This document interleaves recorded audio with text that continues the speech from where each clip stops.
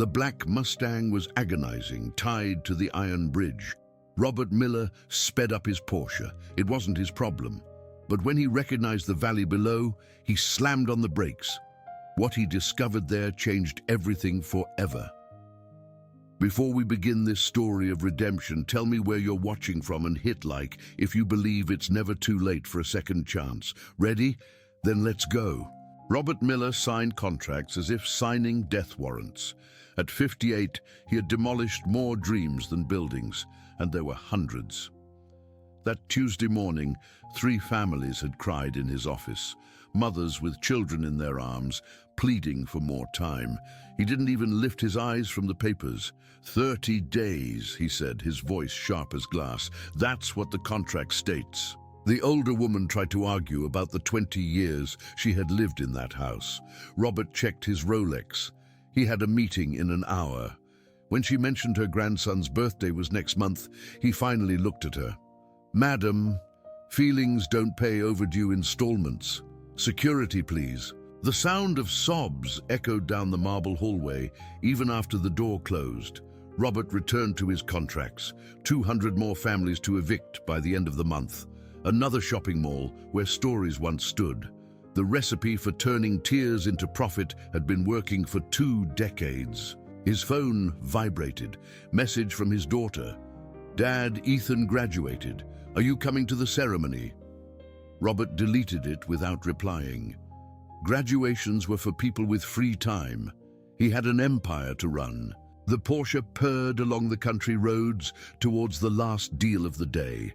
The land in Hope Valley would be perfect for the new housing development. 80 rural families had already been convinced to sell. The last 5 holdouts would sign today or face lawsuits that would last years and cost them everything they owned. The road snaked through hills covered in dry grass. Robert accelerated, eager to finish quickly. Every minute lost there cost money. At the next bend, he hit the brakes. A rusty iron bridge crossed a small creek, and tied to the side rails, a black horse struggled against the ropes cutting into its legs. The animal was large, muscular, clearly wild, matted fur, thorn scars, the wary way it watched the car. Robert huffed, annoyed. Some idiot had abandoned a Mustang on the bridge. The creature was injured, exhausted, probably trying to break free for hours. Blood stained the metal where the ropes cut its hide. Not my problem. He pressed the accelerator, but the engine hesitated. He glanced at the dashboard. Low fuel. The next town was 25 miles away. Robert cursed loudly. He had no choice but to stop. He got out of the car, adjusting his $3,000 suit. The horse neighed, its eyes wide with panic. Robert kept his distance. He'd seen wild horses injure people before. But something about the animal bothered him. He couldn't identify what. The valley below stretched green and silent. There was a strange familiarity in those hills, in that creek winding among the rocks, as if he had been there before, a long time ago. "Damn it," he muttered, taking off his expensive jacket. If he didn't do something, the animal would die right there, and for some reason he couldn't explain, the idea bothered him more than it should. He approached the ropes slowly. The Mustang was about 8 years old, he estimated, young, strong, with a white star-shaped mark on its forehead. It had never been ridden, never known a bridle or saddle, a true wild one. When he cut the first rope, the horse almost knocked him down trying to escape. Robert clung to the iron rail, his heart pounding. That bridge, that valley. Why the hell did they seem so familiar? 2 hours later, Robert was driving slowly with the Mustang loose in the bed of a borrowed pickup truck. The Porsche had been left at the garage, a punctured fuel tank from a rock on the road. The horse, which he mentally named Shadow because of its dark coat, remained standing, tense, its eyes fixed on the horizon. The country vet was direct. Wild Mustang, about 8 years old, never been broken. Whoever did this to him wanted him to die slowly. How much for you to keep him?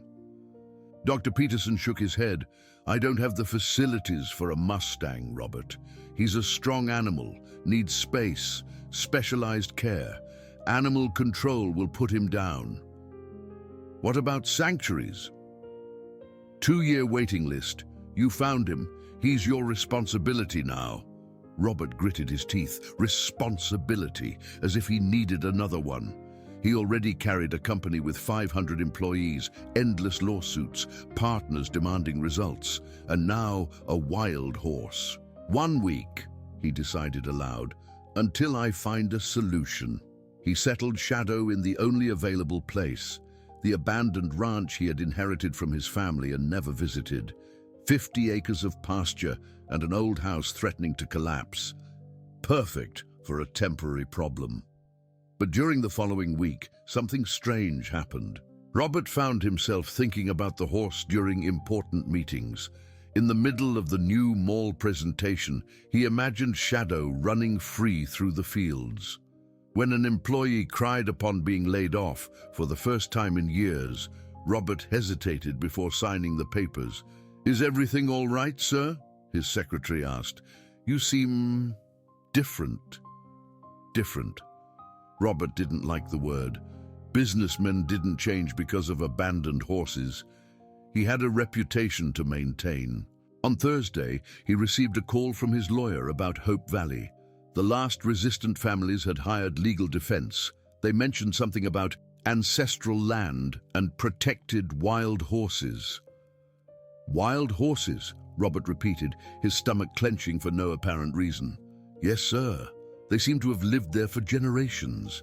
The families say it's a natural breeding ground. They want to turn it into a sanctuary. Robert hung up abruptly. He grabbed his keys and drove to the ranch without understanding why. He found Shadow grazing peacefully, his wounds healing well. When the horse saw him, it didn't run. It just raised its head, watching with those dark, intelligent eyes. "Where did you come from, huh?"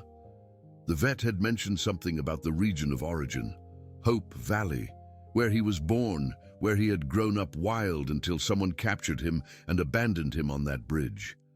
Hope Valley. Robert leaned on the fence, a strange sensation taking hold of his chest.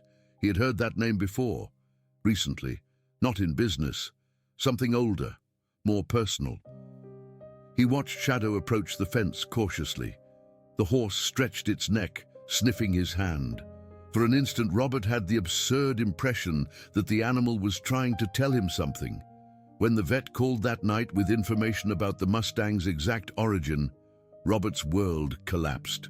"I found the region where he was likely born, Hope Valley, the old Miller Ranch.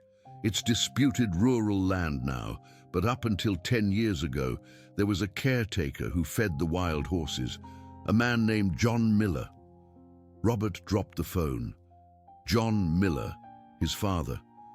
Robert drove to Hope Valley like a man possessed. He hadn't been able to breathe properly since the vet's call. John Miller, his father, dead 12 years ago from a heart attack, alone in that forgotten valley, while Robert built his empire of concrete and tears. The dirt road was worse than he remembered, or perhaps he had purposely forgotten. 20 years without stepping foot there, 20 years pretending that place didn't exist. The house was still standing, but barely. Sunken roof, peeling walls, weeds growing through the broken windows. Robert parked where there had once been a garden tended by calloused hands he had despised. He entered slowly, each floorboard groaning memories he preferred buried. In the kitchen, he found what he was looking for without knowing he was looking for it. A dusty shoebox on the table, inside hundreds of photos. His father feeding wild horses, his father mending broken fences, his father smiling for the camera beside Mustangs grazing freely through the valley, and at the bottom of the box, a letter. His father's trembling handwriting of a man growing old alone. "Robert, my son, if you're reading this, it means you've finally come back. I'm still keeping the horses. Every morning I put hay in the feed troughs. In the afternoon I check if they're hurt. They trust me now, just like you used to trust me when you were little and followed me everywhere." Robert sat heavily in the old chair. He vaguely remembered horses. of mornings running through the fields, of a father who smiled more than he spoke. I know you're angry with me for losing the ranch. I know you blame me for your mother's death. Maybe you're right, but the horses help me remember that not everything we lose is gone forever. They come back every day. Every morning is a new chance to care, to protect, to be better. The words blurred. Robert hadn't cried in 2 decades. Businessmen didn't cry. You were always smarter than me, Robert. More ambitious, stronger. You built everything I couldn't. I just hope that when it's your turn to be old, you have something worth more than money. Something that needs you, that trusts you, that comes back every day just because it knows you're there. The letter ended with a final sentence that made Robert double over as if he'd been punched in the stomach. I still feed the Mustangs. That way, when you come back, you'll know I never gave up on you. He had never come back. Robert cried there, alone in the ruined kitchen, crying for the father who died waiting, for the horses left uncared for an entire life wasted on vengeance against a man who had only tried to do his best. When he finally managed to stop, it was already dark. He had 47 missed calls, meeting cancelled, contracts delayed, furious partners. For the first time in 20 years, Robert Miller didn't care about money. He drove back home thinking of Shadow, a Mustang from Hope Valley, possibly a descendant of the horses his father fed every morning, one of the last survivors of the herd that had waited 12 years for care that never came. Robert had a choice to make, and this time, money would be the last thing on his mind. The next morning, Robert found 3 furious partners waiting in his office. The Hope Valley contract was worth $50 million. They didn't understand why he had disappeared on the very day of the final signing. Robert, the families are organizing. They've hired environmental lawyers. They're talking about protecting wild fauna. If we don't close today, we lose everything. Robert looked out the panoramic window. Below, the city buzzed. People chasing dreams that money promised to fulfill, just as he had chased for 20 years. Cancel the contract. The silence was absolute. What do you mean? Asked Mark Davis, the senior partner. Cancel it. We're not building in Hope Valley. Robert, are you all right? We're talking about $50 million. Robert turned to them. 3 men in suits, faces red with anger, calculators where their hearts should be. Exactly as he had been until he found Shadow on that bridge. I'm great. Maybe for the first time in 20 years. The discussion lasted 2 hours. Threats of lawsuits, dissolution of the partnership, loss of other contracts. Robert listened in silence, thinking of his father's calloused hands spreading hay for wild horses. When the partners left, slamming the door, Robert picked up the phone and dialed the only number he hadn't called in 12 years. Dr. Peterson, I need you to come to the ranch. It's urgent. They found Shadow lying down, breathing heavily, one of his wounds infected. The vet worked in silence for an hour before giving the diagnosis. Severe infection, needs intensive care. Veterinary hospital in Denver, Colorado, 2 weeks hospitalized. It's going to cost a fortune. Robert didn't hesitate. Do whatever it takes. While Shadow was being medicated, Robert received a call from his daughter. First time in 3 months. Dad, I heard you canceled the Hope Valley contract. Everyone's talking. Are you okay? Amanda, do you remember your grandfather, John? A long pause. I do. You never liked us talking about him. He took care of wild horses. Did you know that? I did. I loved visiting, remember? You stopped taking me when I was 8. Robert closed his eyes, another buried memory resurrecting to haunt him. Dad, what's going on? I'm trying to understand why I wasted 20 years hating the wrong man. That night, Robert did something he hadn't done in 2 decades. He picked up a shovel and started digging. Not a foundation for a building, not a hole for profit. A proper grave for the dreams he had buried alive. The next day, he sought out the 5 families of Hope Valley, not to offer money, to ask for forgiveness. He returned their deeds without conditions. Some accepted his apologies, others closed the door in his face. Robert understood. Forgiveness was not an acquired right. It was a privilege earned. When his partners formalized the dissolution of the partnership, Robert lost 60% of his assets.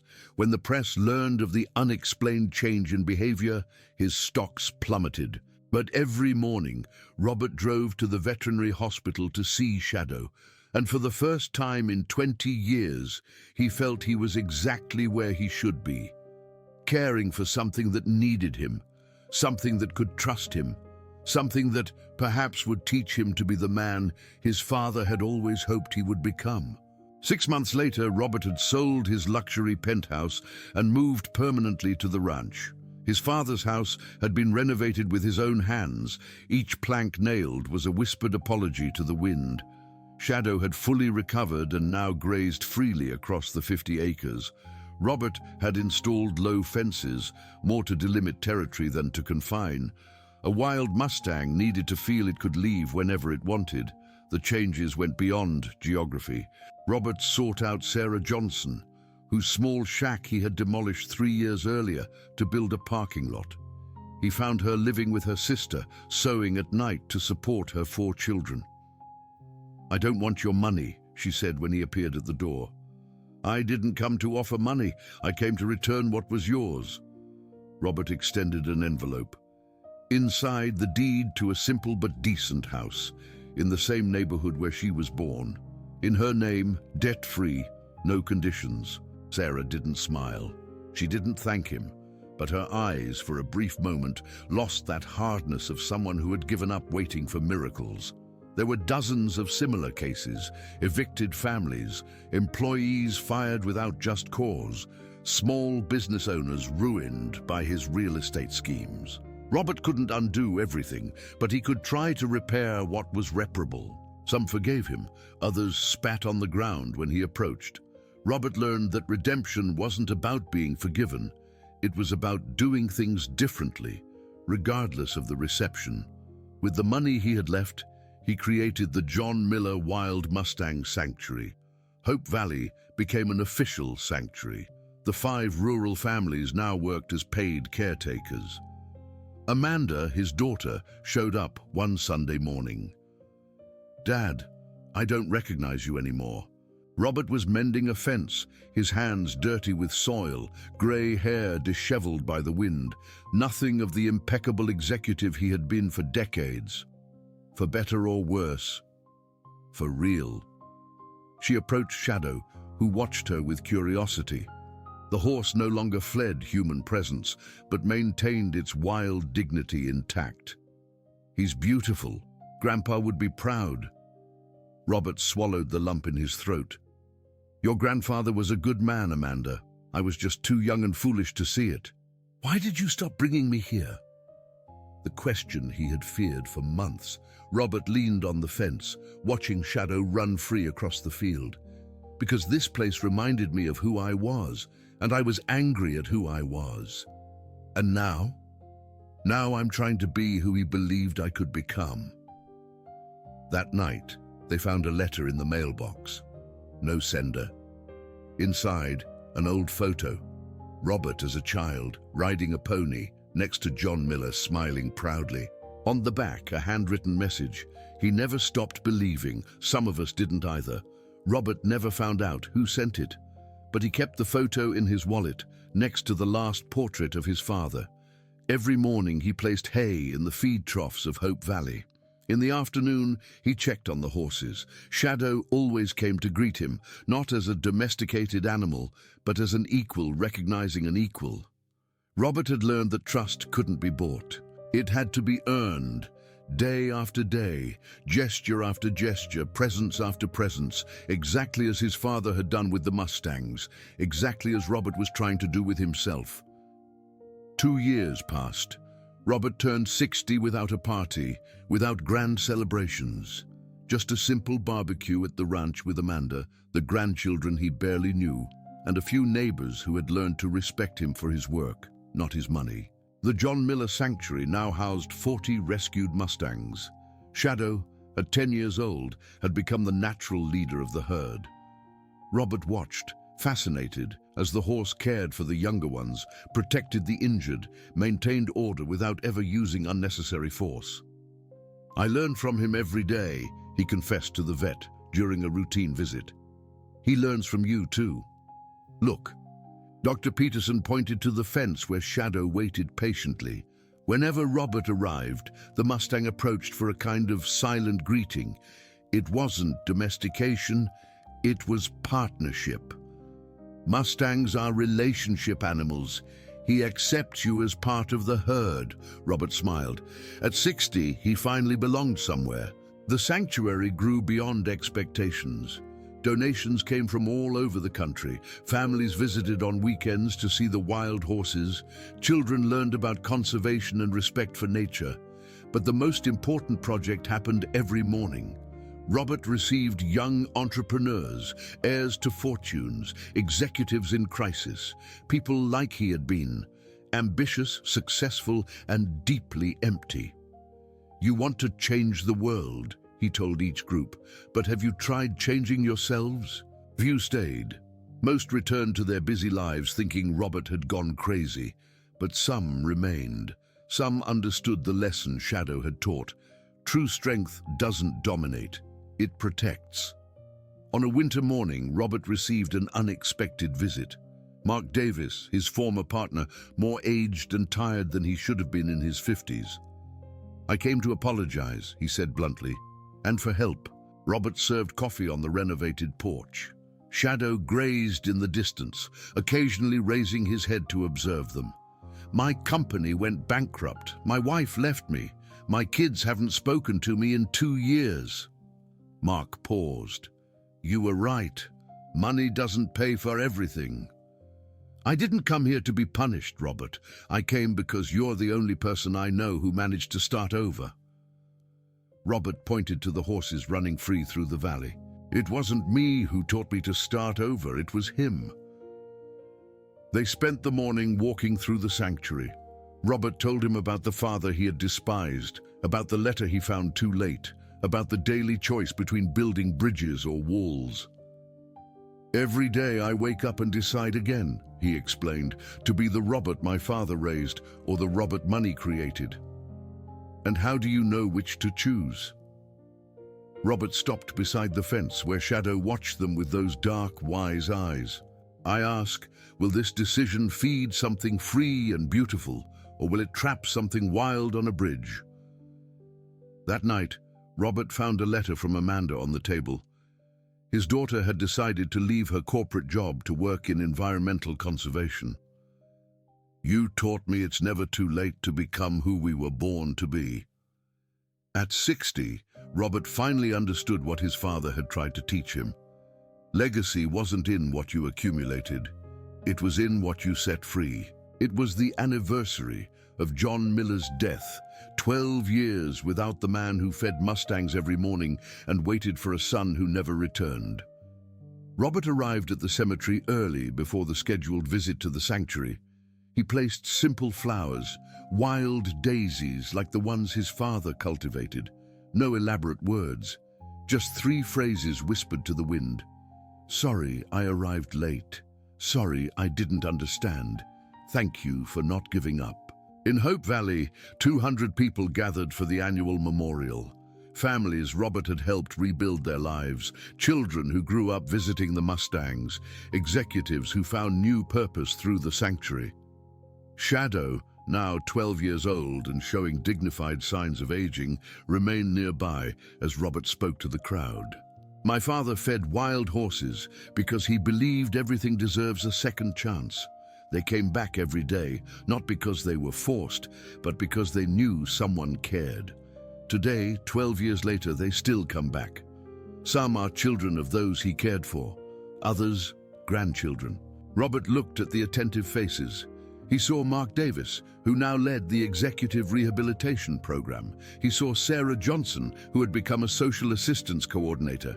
He saw Amanda pregnant with her first child, a child who would grow up knowing her great-grandfather through the stories of the horses. Legacy isn't what we build to last forever. It's what we plant, knowing it will only bear fruit after we're gone. After the ceremony, Robert stayed alone with Shadow. The Mustang approached slowly, as it did every morning for 2 years. It wasn't seeking food or affection, just presence. Robert rested his hand on the horse's strong neck. Shadow had perhaps 6 or 7 more years of life. In the wild, it would be less. Here, cared for but free, he could live with dignity until the end. "Thank you," he whispered, "for teaching me that true strength doesn't dominate, it protects." The Mustang moved away and rejoined the herd. Robert watched the Mustangs running free across the fields his father had protected. 40 horses that existed because a simple man believed everything deserves care, and because a hardened son learned almost too late that true wealth isn't counted in dollars. It's counted in trusts earned, in freedoms protected, in ties cut, in bridges built where there were once walls. The sun set over Hope Valley. Robert walked to the renovated house, knowing he would return tomorrow, as his father had returned for decades, as the horses returned every day. Because some places don't trap us, they free us. And some responsibilities don't weigh us down, they lift us up.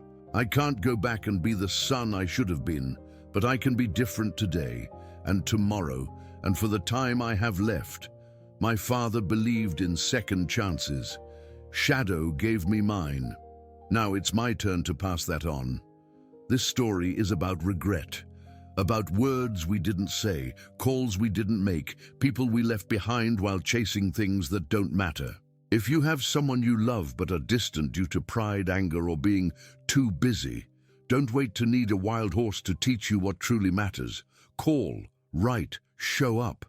Because unlike Robert, you still have time. And if this story reminded you of someone, or if you believe in second chances, share it. We never know who needs to hear this today. Thank you for watching. See you in the next story.